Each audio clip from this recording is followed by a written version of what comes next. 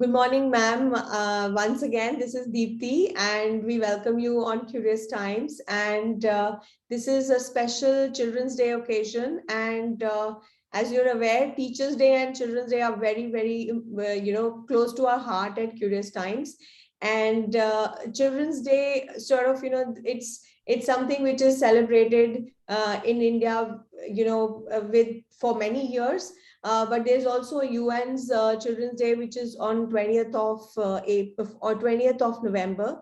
So we're going to celebrate the whole week and dedicate it to Children's Day celebration.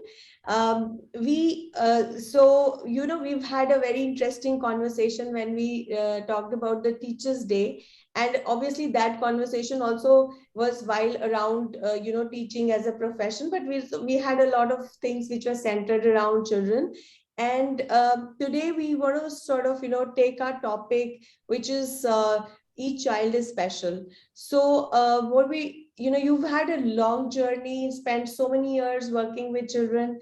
Want to have like some anecdotes or some examples where you said, the children inspired you, or you kind of truly sort of came across that, yes, every child is special. So give us one or two examples which are inspiring for other children too. For us, each day is their day. I mean, children are the most important beings in the life of a teacher and a parent. So the nation has to invest most of its energies towards giving children the rich experience that the adults have taken. The history has taught us, the culture has taught us, the world history has taught us. So the children should be allowed to not only learn from our learnings, they should also be allowed to learn from our mistakes. So we should not hide our mistakes, first of all. There's no harm in telling that this is what I did and I did not like it and I changed it over time. And there's no need for everybody to emulate my example and make the same mistakes. I'll give you one example of the mistake that I was talking about. When I was 10 years old, I had this dream I'll be a principal one day. And then I started, kind of enjoying the school all the more because there was this dream. And for me, it was not only about gaining knowledge or playing or acting or participating in events. It was more about how my teachers manage us. How does the principal conduct herself in assembly? You'll be quite surprised. I used to even notice that as a child because I wanted to take her place one day. I mean, in some other school, obviously. So that observation really helped. Observing the good points of others, this is what I will be doing. But at the same time, I sometimes notice some teachers are not charitable. Some teachers are not very compassionate. They hold their compassion in their heart, but they don't show it. And how do the children perceive such teachers? How do the parents perceive such teachers? And then I did my BSc, MSc, and BEd, and I became a teacher. When I became a teacher, I also realized that what is it to be on the other side of the table? What can make you a teacher who not only teaches well, but also is a teacher's, I mean, the student's best friend there. The children are looking forward to you to as an adult, but at the same time, they are also trying to find somebody who will understand them. When I became a teacher in 81, so when you say long journey, yes, it's a long journey. And I realized there were some children who would turn their face, my first class, grade 7. Kulachi Hasran Model School, Ashok Vihar. And I would go, I mean, I thought that if I go closer to my children, I'll have a better bonding. So I used to move around. I was a young girl and a lot of energy, even now. So I used to move around my class. And I realized the moment I moved towards any desk, the child will turn his face. It was co-ed school. Especially the boys would turn their faces. I was wondering what is happening. So I got an idea. Maybe the previous teacher, whenever she went near the children, she went to slap them. So I asked them, why are you turning your face the moment I come? It's like a sort of a reflex action. So they said, yes, the previous teacher was pretty harsh. I said, have you even felt that I will be harsh? We do not know. I said, fine. And looks could be deceptive. You might have been taken for a ride by the previous teacher. So I said, relax. If I come to you, I'm just coming to see whether you're taking down some notes, are you writing something, or are you comfortable, or do you need some help from me? And basically, I know what the children do in classes. I mean, under the desk, they're playing with something, or they've opened a tiffin, or they're talking to a friend, passing checks. So I thought I will have the pulse of my class in my hands. So hence, moving around, talking to a child, asking a child specific question, connecting. That's was my style, rather than just standing near the board and writing and expecting the class to be over. So the children felt relieved. I said, I will be moving a lot throughout my journey with you. So please do not ever think that you will be slapped by me. So they became comfortable gradually, and it was fine. I would move around and they would smile and they would talk to me rather than averting their face. Then my first PTM happened. There's a child's mother, Ajay, I remember. His mother said, Ma'am, my child is very fond of you. I'm so sorry. Can I take a call if you're okay with it? Could you Yes, stop please. recording? Yes, please. Just one. So Ajay's mother said, my child is very fond of you. Why does he love you? I said, because I just love all my children and there's a bond that we have. You should be happy about it. No, I'm not very happy about it. You're not a strict teacher, very young teacher trying to not discipline my child. Why don't you make him learn well and hit him when he doesn't learn? I said, hitting? Ma'am, I have seen marks on his face when he comes to school. You do that enough. I would request you to please stop hitting your own son. He's just 13 years old, less than 13, 12 years old. Why are you hitting him every day? He looks so sad when he comes to school. So I try to add some smile on his face. The mother looked at me like daggers. You know, those were the days when parents wanted. Yeah. She used to discipline by using the rod. Correct. I said, I'm so sorry. I really want your child to feel happy. I mean, you're spoiling his childhood. So I had to console her. And she looked at me, ये लड़की बच्ची सी तो लगती है, ये कौन होती है मुझे समझाने वाली? I'm a mother. I said, Madam, I have learned child psychology and I have been a child myself and have not forgotten my childhood. I wish you had not forgotten yours. Because you forgot how it feels to be insulted by your own parent, how it feels to be insulted by the teacher. And then this child either goes in a shell or becomes a bully. Your child has gone in a shell. Thank God he's not become a bully. But he doesn't smile. I feel so sorry for him. So, ma'am, I will continue to be what I am. I would like you to change. Right. And gradually, I noticed the marks on his face started receding. I could even see nail marks. I don't know. And I told the mother, I said, please cut your nails when you hit it. Then the mother stopped hitting. I'm glad. And the child was very happy. And that he must have shared it with his peers because everybody came and thanked me. There were many such stories in that class. It was lovely to be a class teacher. I just fell in love with the process of teaching. For me, teaching science, I was a science teacher then, was as important as reaching out to their hearts and minds. Because they started loving me, and because they started loving me, they loved my subject. And because they loved my subject, they would go beyond the 7th class curriculum, and teaching became fun. They would do so well in everything we did. And I was the class teacher, got extra time.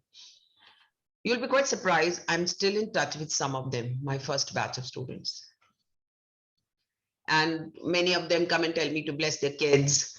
And so many of them, later years, the children are studying with me. I am their children's principal. I was their teacher. Right. So children are wonderful people. They are there in life, not because of life's long, because we are parents. So we have some kind of right over them. I'm very influenced by Khalil Gibran. If you've read Prophet, and those who've read Prophet, if you haven't read, please read it at least once, especially about the chapter about children. And Gibran says, your children are your children, but they're not there for you. They're there for the life longing for itself. So allow them to be something like that. I don't remember the exact lines, but the essence is your children are there because life wanted to come.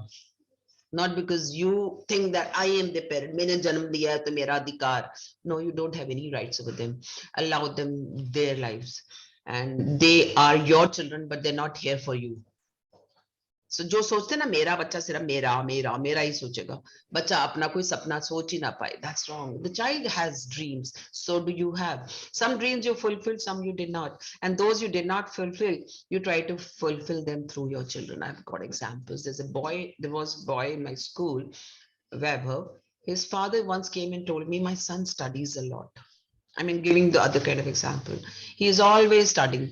Ma'am, could you please tell him to relax? Even in the activity club, my son has taken computers. Could you please ask him to take a lighter activity club, something that he will enjoy, like guitar or music? Why is he taking a academic subject even in the activity club? I said, that's his choice. Why are you insisting that he should take that? No, मैंने किसके लिए कमाया? I have earned enough. Now he doesn't have to work so hard like me, and he should enjoy life. But I see he's very serious. So I said, I will ask your son, but I will not force him to change the club because you want it. So I asked Weber, I said, this is what your father told me. Now tell me, why did you take computers? Because I want to learn something new, ma'am. And till 8th, what we learn, because in the computer clubs, the teachers teach much more than the classes. So I just want to learn. I said, but your father wants you to pick up guitar. He said he made me learn guitar in 7th. I've already learned whatever I wanted. I don't want to compose songs. I'm not interested. It doesn't interest me. So I said, well, first term you keep your computer, second term, could you take something different? I mean, it's okay. Sometimes we kind of make our parents happy. Mm. I shouldn't have interfered, but I did. I'm Mm. saying it again. I shouldn't have interfered. I should have allowed the child to take computers for the whole year. But I said, choice is yours. You know what club he changed to? Meal planning.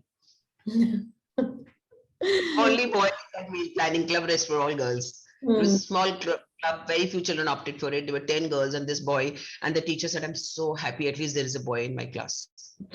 And there's no gender bias in this club now. He has removed that gender bias. And he used to make nice salads and bring them to me. Ma'am, this is what I made. Mm. So I thought this was basically to spite his father. Mm. Correct. Right. And he wanted to be a doctor.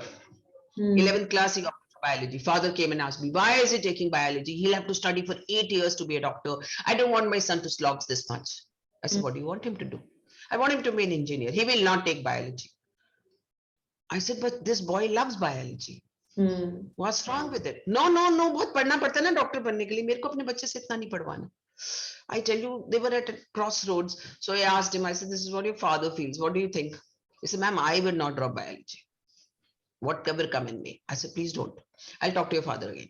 So I told the father, I said, with biology also, he can write the engineering exam. So let him write both the exams and we'll take the call once it clears 12th. So for about 3-4 months, he kept on shuttling between this or that and finally cleared, though he topped my school in 12th, but he did not clear IIT with a very good score. He did clear, but the score is not so good that he'll get into the best colleges or best courses. Medicine also he cleared, but he cannot get into private government colleges. He'll have to go for a private college. I've yet to know what have they finally chosen because it's cleared like NITs, not IIT. Right. Medical college, B grade, not the best ones. This is because the child was made to step on two roads together. Mm. Right. So please let's not have our children fulfill our dreams that we could not fulfill in our own lives Right. because they have their own dreams. So this example I'm giving to all the parents Right. that please children sometimes yeah, sometimes at least when they become grown up, decide for themselves. This Right. is what I want. I've seen parents pushing the children for a particular game because they've seen, oh, badminton has now money, cricket has more money. Child was saying, no, no, no, I want to do football, Papa. I love football. नहीं बेटा cricket करेगा तू national team में जाएगा. Right. Right. So, ma'am, these are nice examples, and I'm sure with your kind of experience, and obviously there's a lot of persuasion that is required, and therefore, our subject is around that where we are looking at a mind shift change, and that mind shift change is actually, as we talk to more and more teachers also, that mind shift change has to happen at the parents level, and the whole ecosystem of shifting that mindset that every child has their own specialities, and it cannot be like a format or something which is very very traditionally how we have thought through it, that has to be imposed onto the child. So I think your valuable inputs over there and your examples are bang on there. Anything else you believe that we have to do from just building that change in the mind shift, like early on amongst the parents, and then sort of build on, so they start building? I must tell How you do we something. reinforce? I will keep. Giving wings to children's imagination and dreams. At the same time, children must be told by all teachers to respect all elders. They should also be made to realize that their parents are their best friends in life. Whenever you're in trouble, don't go to a friend, go to your parent. Hmm. Whether you share it with your teacher or not, you must share it with your parents because they'll be there for your whole life. And the example that I gave you, that mother was probably over disciplining because she loved her child a lot. Hmm. too much. There was so much love flowing in her that she didn't want anything wrong to happen to her child, and she wanted to discipline him so it doesn't go the wrong way. For her to show her love was this over caring father. The other one was an amazing adult. I would say both the parents are very nice, very literate, very educated, and they love their children immensely. There's nothing else that they think in the world but their children. And these kids must realize that. And teachers have to very gently make the parents realize that child's dreams are important. There's a parent who came and met me day before, and his son took science because the father heard from somewhere that if he takes science, he can go to US. He was not cut out for science, and we knew that in 9th and 10th we had taught him. So we told him it would be difficult for him. Aditya enjoys beautiful things in life. He's an amazing artist and soft spoken, sensitive. He doesn't enjoy logical subjects as much as he enjoys others. So parents did not understand. No, no, no. Physics, so he has to study because that would be good for going to US. So he was made to take science. He did not do well. In fact, most of the time he would be in arts room doing arts instead. And he kind of got 2 subjects, 3 subjects. I mean, very poor marks. So father came and told me, give him compartment in all 3 and he will pass. I said 3 compartments to be done in 15, 20 days will be so difficult for your child. The whole year we helped him. And I have seen whenever he feels tense, he goes to art room and starts painting. And that's his let out. And we have sent his paintings for inter-school competitions. He's won so many awards in them, and he feels so happy. And he, like, we gave him a 6th subject. I said I can give him compartment in 2, and 1 I can ask you to make him drop. But what is the point in dropping any subject in the science stream? Because he must study all the 3: physics, chemistry, maths. And visual arts he's taken, and he enjoys it, and he's doing amazingly well. He's a topper there. So can we change his stream and let him concentrate on art?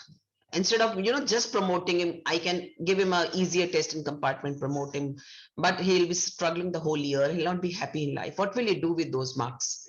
He may basically just pass CBSE 40-50%. That I know he will. So he said, what do you suggest? I said, I suggest that you give him lighter subjects that he finds easy, something that appeals to his heart. Like, for example, we gave him sociology and psychology. He was a very sensitive child. We gave him fashion studies too. I said, because there his designing skills and art skills will be put to good use. And visual arts he already had, so we'll continue with that. And then English, and you can choose 1 more subject, which could be legal studies or even music or political science. And with the result, this child changes stream next year. You'll be surprised. He just passed out this year with 94% marks.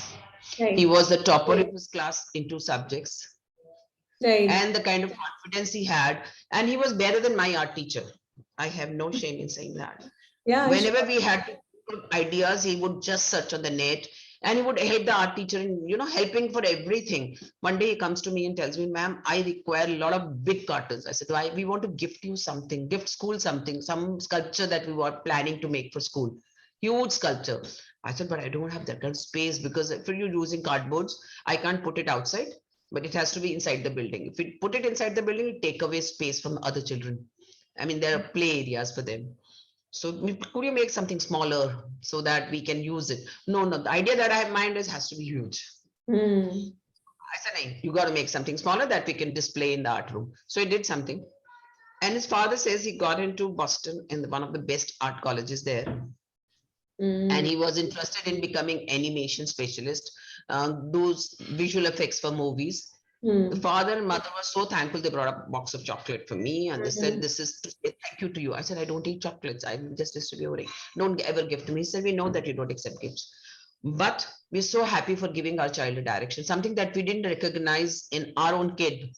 You recognized in him. And you pushed him in a direction that was the best suited for him. And he's so happy. He's got all A's. Even in maths, he's got A. I said, in US, in the art college, I'm sure the maths would be the 7th, 8th grade level of India. Right. In 11, 12, maths is like engineering. Right. He's got all A plus everywhere. And he's one of the star students in that class. And I'm sure he'll do very well in life because he's so happy with his life. Right. And thank you, ma'am. And he's in US with these subjects. So all through this forum, I'm telling all the parents here, if you have dreams, global dreams for your child, don't think that only this particular stream can take the child there. Right. If the child is good one of the excellent ones in whichever subject choice the child takes. And it helps the child match it with his dream. The subject helps the child match his dream. Then this child will be forever happy. And if you're happy, you will enjoy your life. What is the Right. purpose of life? To be happy. To be And happy. to be happy, we need to make money. We feel, parents feel कि ऐसे कुछ line होनी चाहिए, the child should be able to earn a lot. Right. So we forget that in that rat race to earn more, we are killing creativity, we're killing imagination, and we're killing the childhood of the child. Right. And my own son tells me, life should be lived. It's not about the amount of money you make. You must have joy in whatever you do. Right. So let the children enjoy their lives. They will still be successful. They may not make tons of money, but they would be comfortable. They'll be happy. And that is what the parents want. And if they're mentally happy, physically also they'll be happy. And if they are happy, they will have better emotional relationships with other beings in their society and family, and they'll be happy as I would say a spouse or a father or a person or a child also. A happier person transfers happiness to others, radiates happiness. Right. Right. True. So, ma'am, that wonderful words for parents. Now, the last one for children of your school of Curious Times. A message on Children's Day. Children, follow the right path. Always follow the right path. There is somebody in your own being who tells you this is right, this is wrong. Listen to that inner voice. That inner voice will never let you do anything wrong.